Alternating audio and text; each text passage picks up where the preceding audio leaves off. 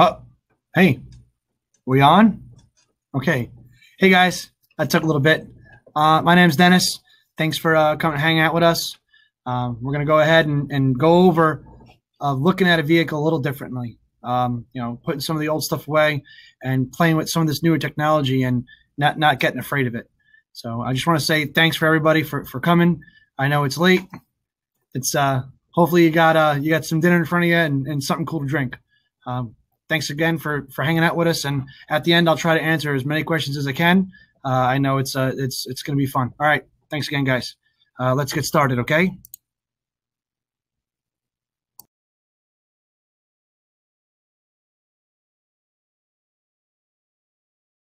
Today we're going to look at a 2003 Volkswagen Jetta. The car just had a bunch of work done to it. Timing belt, tensioner, water pump, cert belt, plugs, wires, fuel filter, air filter, headlights, a bunch of suspension. You get the idea. The only complaint after all the work was done was a ping on takeoff.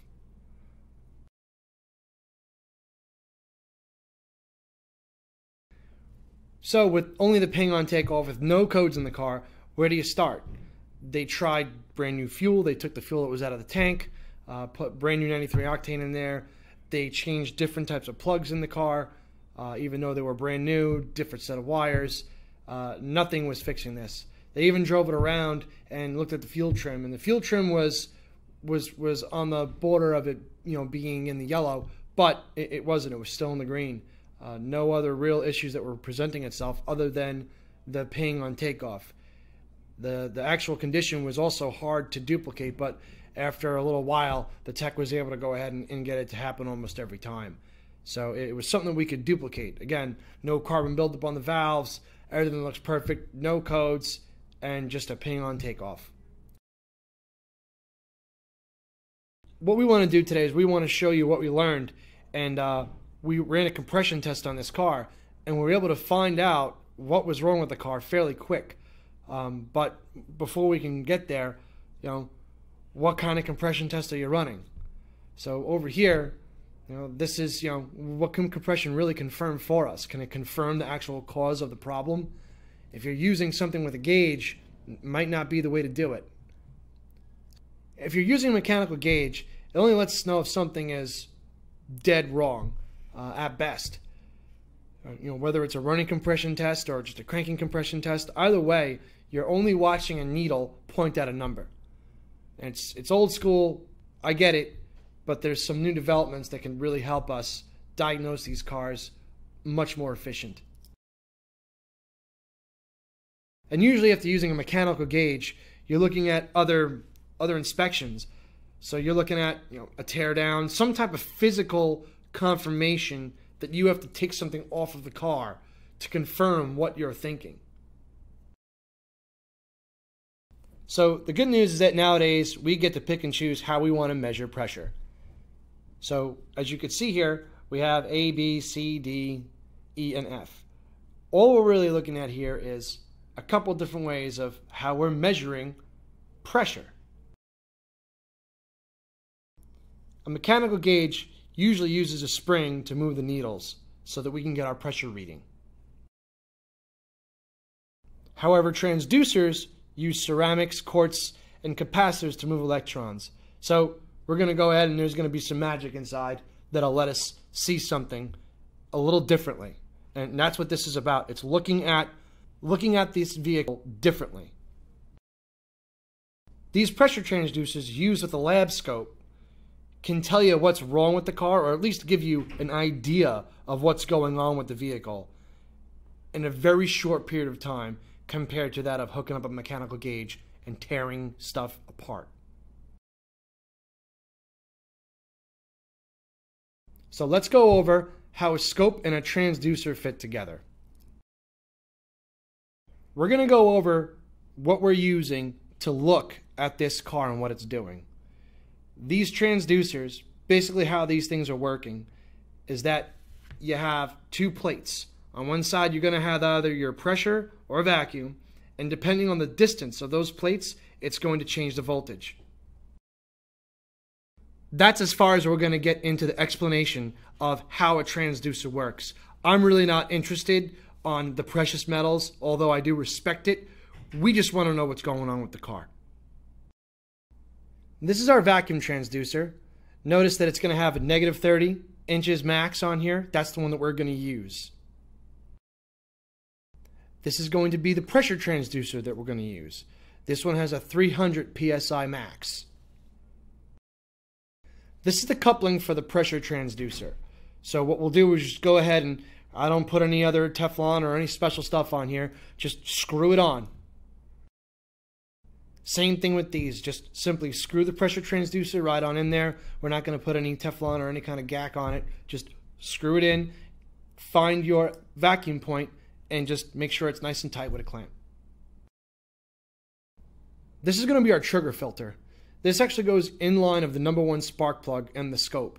So you're on one side, you're going to have a clamp, an inductive pickup. It goes to this trigger filter, and the other side is just going to go to the scope. That's it. This is an extension that goes in between the scope and the trigger filter. In these pictures, for whatever reason, we just have it hooked up a little odd. But either way, this should go in between the trigger filter and then on the scope, so that you don't have to worry about taking a couple of other lines off the back of the scope to be able to fit it. This is a spark plug wire inductive pickup that will actually go on the other side of that transducer. It's just what it looks like, just like a regular pickup you use on an old school timing light. This is our spark tester with our RF filter on here. The RF filter in this picture is gone, but we have a shot of it in there. We actually left this on purpose just so you guys can understand that this thing falls out really easy. So you might want to take a little piece of tape and just put it over it. We just use like a regular piece of Scott's blue painter's tape just to hold it in place. Use whatever you want. Just know that it drops out. Here's going to be our spark plug hose extension. Again, depending on the size you got, the one we're using is the one on top in this photo. Just know that our kit usually comes with 2. This is our tailpipe sensor, and we're going to go ahead and hook it up with either the hose or the clamp. For on the car, we just use the hose, and it's just another piece of information that we want to grab, and you'll see where that comes on, how it's laid out later on. You're going to have 2 sets of cables that actually have a little pigtail on them with a connector. Those are going to be for the pressure transducers. The cable for the tailpipe sensor is just going to have 2 1/8-inch jacks on either side. The channels for the pressure transducers are on the side of our scope here. So it doesn't go into the back, it actually goes onto the side with the corresponding 1/8-inch jacks. I guess at this point it's a good idea just to go ahead and mention what we're actually using for this. If we haven't already figured it out by now, it is the E-misfire detector, part of Automotive Test Solutions, ATS. A lot of great stuff there. If you have some spare time, get on that site. There's really a ton of information you can learn from ATS, Bernie Thompson, Jerry Trillia, just to mention a couple names. Real great guys, real smart, know this product very well. So what we're going to do here is we're going to remove our vacuum hose that's on the top of our intake here.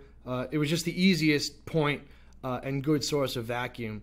Again, when you're hooking up these transducers, just like anything else that you would do, we're getting real technical, but you want to use, the 5 cents that you got.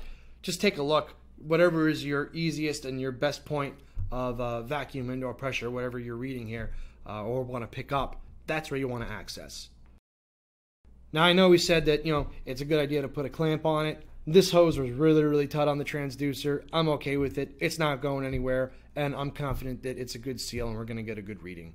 If it's marginal, get yourself some test hoses and just keep them in the case. It's just a good idea. Don't make them too short, so this way you can move them around and you have some play.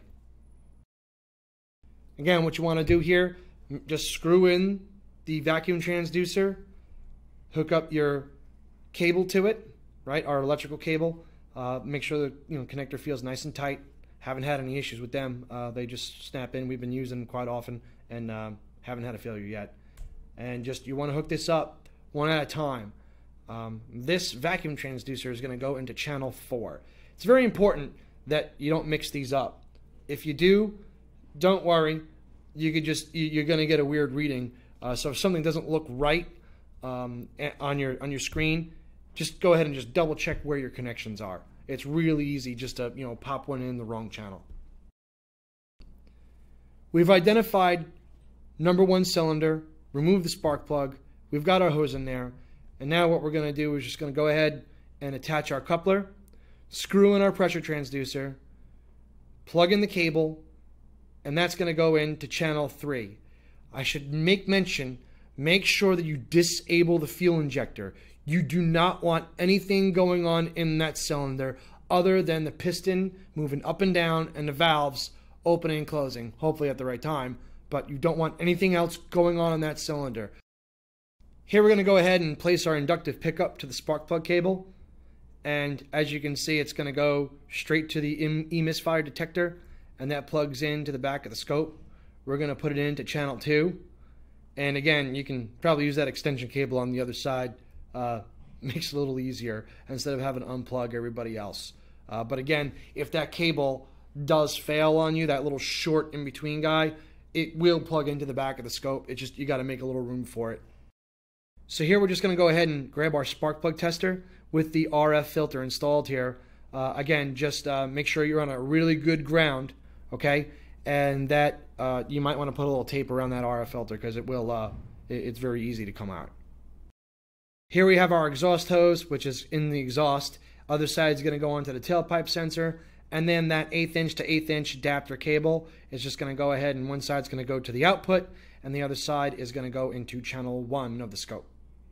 All your connections are laid out right here, but it's a little hard to read, so we just wanted to go ahead and show you exactly where everything goes for this test. So here's our Volkswagen Jetta. We've got everything hooked up to it. But before we get into getting into the nitty-gritty here, let's just take a look at a couple other things. Let's just look at some of the limitations that a manual gauge has. Even, it's a snap-on, it's beautiful, it's got an orange cover on it, it's got a white face, it's very legible. It still has limitations. Even with the data that it does provide us, sometimes it might be leading us down, another path. And we're going to do a cranking compression test. On the gauge, it looks like our cranking compression is perfect. We'll go ahead and we'll hit the button and we'll reset the gauge for a running compression test. The only problem is that with a running compression test when using with the Schrader valve is that every subsequent revolution bumps it up in pressure. If you take the Schrader valve out, that needle doesn't stay still. So again, you're averaging it off about where it is. Again, gauges are great. It's great to be able to use these diagnostic tools that we've been using forever, but all it does, it just puts a needle against the number.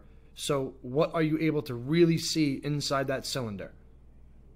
Let's show you a different way to do it.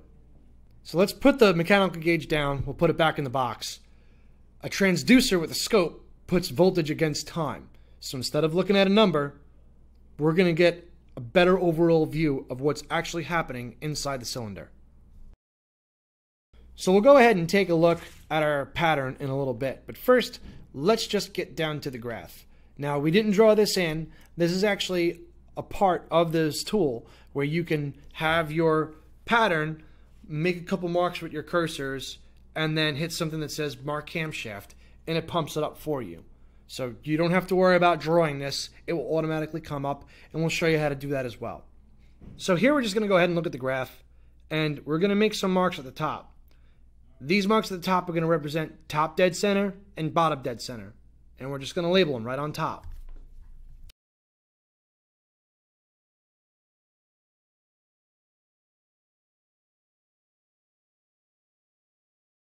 Now we're going to go ahead and label where our piston is in its stroke.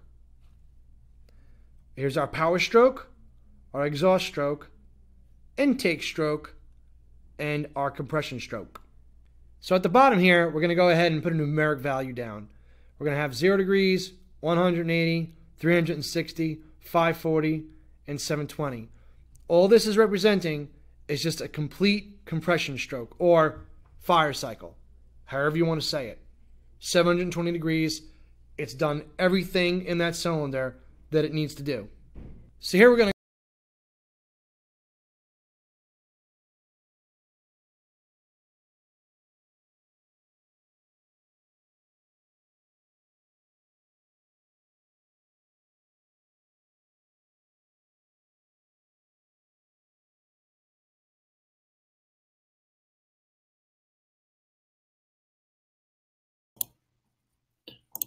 take over from where we left off. Okay.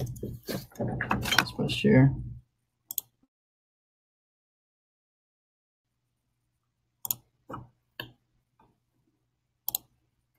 All right, guys. Sorry for the little bit of a hiccup here.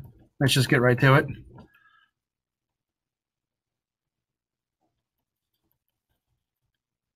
Gotta love technology. Okay, so just to recap, because there was a little bit of delay, we'll start back over here. So we're going to go ahead and we're going to look at our marks.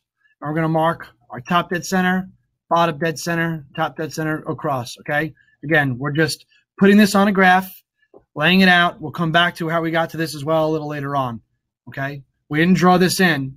There's an actual setting in here after your pattern is up that you just go ahead and you can mark camshaft. I'll show you that later as well. We're going to mark our strokes, our power stroke, exhaust, intake, and compression, okay? Again, we're just marking stuff down. Our degrees on the bottom, 0, 180, 360, 540, and 720, right? What this is representing is a complete fire cycle, okay?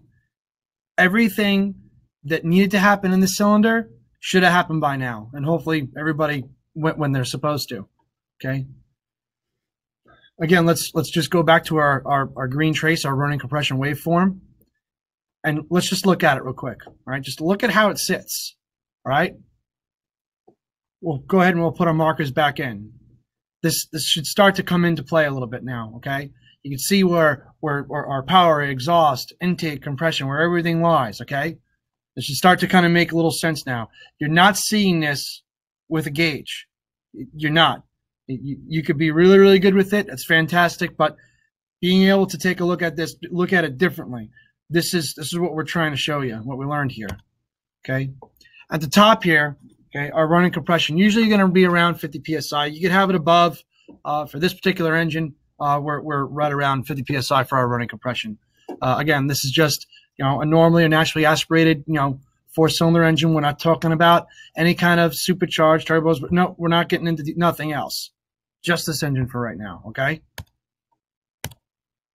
Now what we're going to do here is we're going to draw some lines. I'm going to take some away. It's going to look a little choppy, but you'll see what we're getting to at the end here. So the first line we're going to draw is our 0 PSI line, or atmospheric pressure, okay? The second line that I'm going to draw is the 10 PSI, or 20 inches of mercury, right? This is our manifold vacuum, okay? So let's just take a quick look as well and see exactly where that thing changes directions. You see that? Okay? Let's mark it. So we're going to mark that right there. That's where our valve opens. So when the exhaust valve opens, what happens? That the pressure starts to bleed into the cylinder, right? Because we have our atmospheric pressure. We have that stuff. It's rush in, okay? And that's why it's moving up. All right? This happens right around 30 to 6 degrees before bottom dead center. Okay? Let's put our lines back. Okay? Our atmospheric and our manifold pressure. Okay? Manifold vacuum, rather, sorry. And now we're going to divide it in half. Okay. Now that we have that divided in half, let's take away the other guys, make it a little less, make it look cleaner to look at. And we're going to make a mark right here. That's our exhaust ramp. This is the halfway point that usually occurs anywhere before 30-degree mark before to bottom dead center. So 30 degrees to bottom dead center. Right before is where it's going to sit, okay? We're going to come over here. We're going to make another mark, all right? On this side. That's our intake, right? Halfway point is where it's going to occur, 10 to 30 degrees after top dead center, okay? So we had our exhaust. Now we've got our intake, right? We'll go ahead and we're going to make another mark. This is our intake valve closing, 40 to 60 degrees after bottom dead center. Okay, so let's back up. Okay.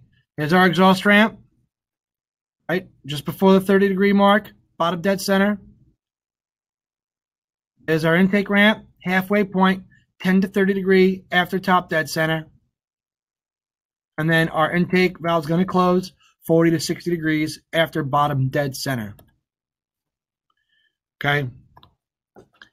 Overlook the red, the blue, the yellow traces. All right. Those are everything else that we've got hooked up. We'll get into that stuff another time. What I want you guys to look at is the green trace. Just the green trace is the only one that we're paying attention to right now. Okay. Now, if we look at it and we start making the same marks that we just got done doing, okay, the exhaust valve opens at 60 degrees before bottom dead center. That's at max threshold. Okay. Doesn't say anything about being dead or out, or it's just at max threshold. We're not going to diagnose it just right now. We need it to tell us a story. We need to be able to get into this. Okay. So let's just let it do its job. Okay. Go ahead and we're going to draw our line. And we're going to mark our halfway point. So let's start with our exhaust. Again, look at that exhaust, see where it lines up. It's at the max threshold, 30 degree mark to bottom dead center. Okay. Let's take a look at our intake ramp. This is their intake ramp halfway point, also at max threshold, at the 10 degree mark after top dead center. This is starting to tell us a little more now as we start to look at this, right? And let's finally go ahead and we'll take a look at our intake. Closes again at max threshold, 40 degrees after bottom dead center. All right. So everything that we've been talking about here, all of the data that we collected, okay, everything that was done to the car, the client's concern, what he's hearing, you know, it basically, it suggests that we have, that he's got a ping, that we're just advanced. And that's what we've got here. If you look at it, it's not just, you know, the exhaust side or the intake side. It's the whole pattern. We just got done looking at a real good, a known good pattern. And if we look at it and we compare it to the one that we've got here, it's just saying that it's happening too soon.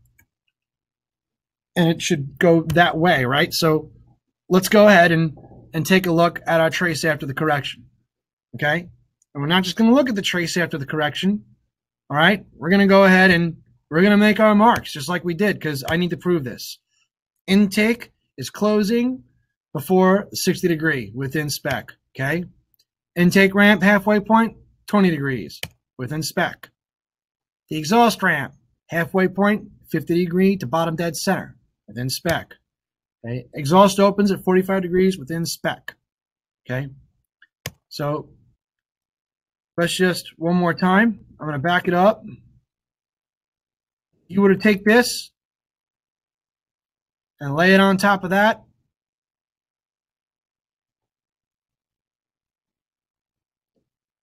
That's what we did here with that white line, guys. I'm not seeing that with a mechanical gauge, but you'll see it with this. We went ahead and what we found on this car is that the time belt was off the tooth. Now, you could go ahead and you can pull stuff apart. It does not take long to hook this stuff up. And sometimes it's not easy to get to this stuff. And I'll tell you what, it's not the hardest one to do, but you look at that mark and, you know, you get the piece of paper, you know, you close one eye, you're kind of, you know, trying to, you know, raise it above the strut tower so you can see it. And, you know, it was an easy mistake that somebody made. Stuff happens, you know, the phone's ringing, whatever it was that stopped them from putting this thing where it needed to be. We found really, really efficiently by using this. And that's what it was off a tooth. Okay. I had a question. Thanks for joining in, guys. I really appreciate it. If you have questions, put them up there. I'll try to get to them as much as I can. I did talk about that bar graph that we saw, or the lines, the purple lines that we saw. Again, it's not something that we drew in. It's part of this tool. Okay. So I'm going to show you how to do that. So what you do is you'd have your waveform, right? And you went ahead and here we usually do a measure and deep record, and then we bring up our pattern so we can see it, and then you hit that guy at the top right that says get cursors. Okay. After you hit get cursors, okay, they're going to appear. So what you do is you're going to take them from the top there, and you're going to drag them. and you're going to put it dead center in the middle there. Okay? And you're going to do the same thing with your second cursor. Okay? After you've done that, you hit that button that says Mark Camshaft. Boom. There you go. You're not drawing it in. Just watch where you're putting your cursors, and it'll line up every single time.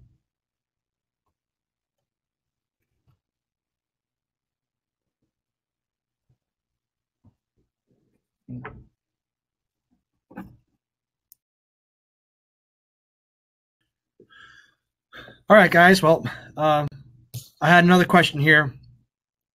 Question is, what happens if you mess up the jacks? The answer is you won't get a good pattern. So you're not going to hurt it. You're not going to hurt the machine. Just simply just watch those jacks. That's why we mapped it out the way we did. It might seem a little, overkill or Mickey Mouse, but at the end of the day, it's so everybody knows exactly where it goes. There's a good picture on it, but it's sometimes it's a little hard to tell. You just got to pay attention. We have another question.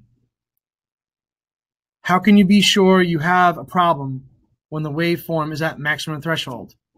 So you have to consider all the symptoms. What was the issue? What were they complaining about? Compare it to a known good one, obviously. Some manufacturers like Chrysler and Nissan, they actually provide like a valve and opening, closing specs to where it's supposed to happen. Not everybody does it, but some of them are nice and they have it out there for you. So if you have the availability and you're working on that kind of car, it would be nice. Then that information is available to you. And then the last one is to compare it to a known good car.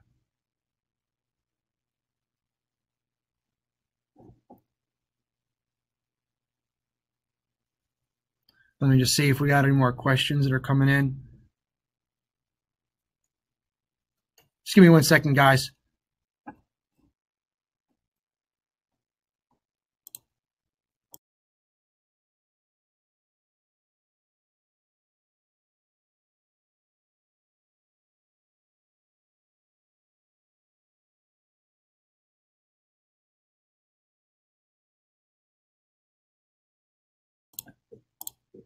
There's another question about looking at the cam and crank signals. Could you come to the same conclusion?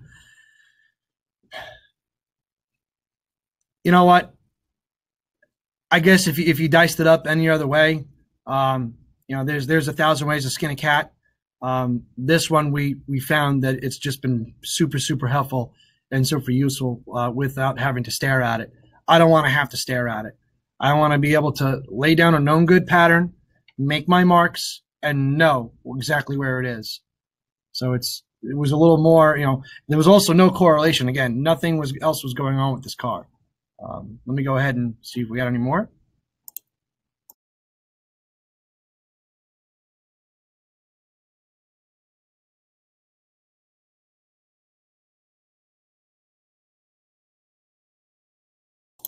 That's a good one. So cutting the fuel, we have a question. Should you cut the fuel? Could you damage the transducer? Yeah, cut the fuel. Make sure when you're doing this that you have that injector disabled. Very important.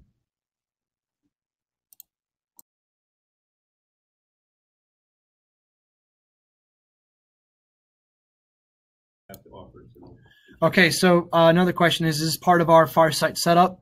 It's something that could be added to it. We've got a bunch of stuff on there that we can offer you.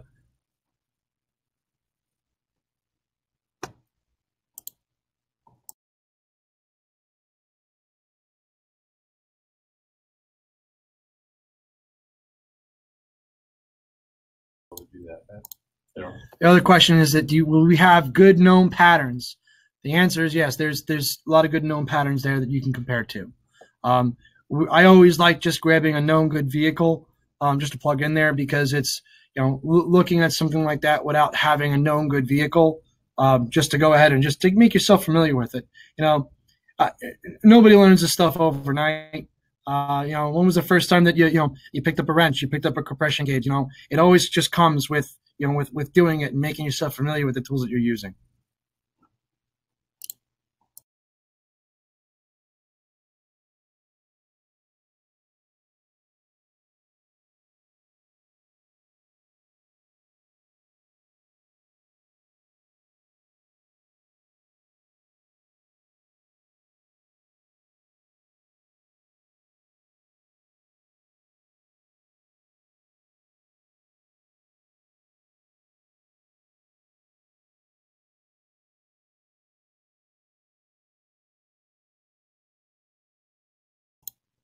Okay, we got another question. What if you put one channel as ignition pulse from the DME and look where it triggers in relation to TDC when cranking to check the timing? You could.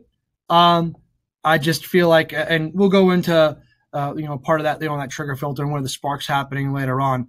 You can get into that as well, but man, using those transducers, it prints it out. It lays out really, really nice for you.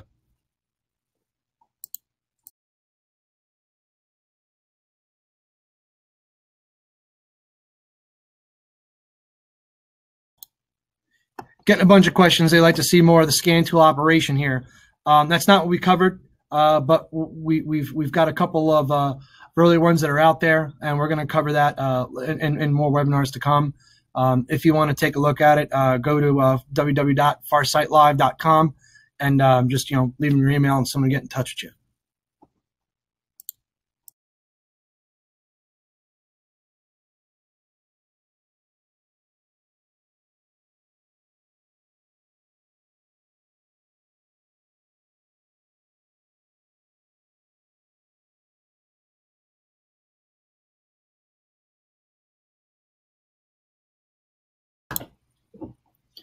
All right, guys, we're getting a light on questions. Does anybody else have any more questions?